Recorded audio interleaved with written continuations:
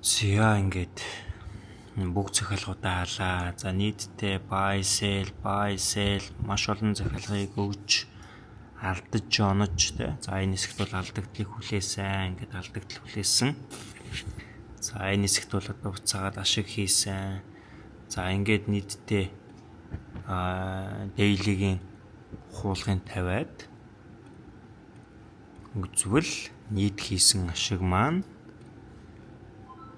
Монгол мөнгөнд 35 саятай үзэх хэмжээний ашгийг хийжээ. За ингээд 1 million challenge маань инхүү сайхан явагдаж байна. За би та бүхэндээ нийт хуулгын тавьж үзүүлвэл за одоо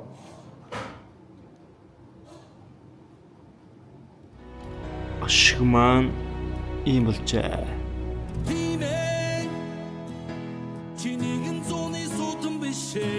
Challenge.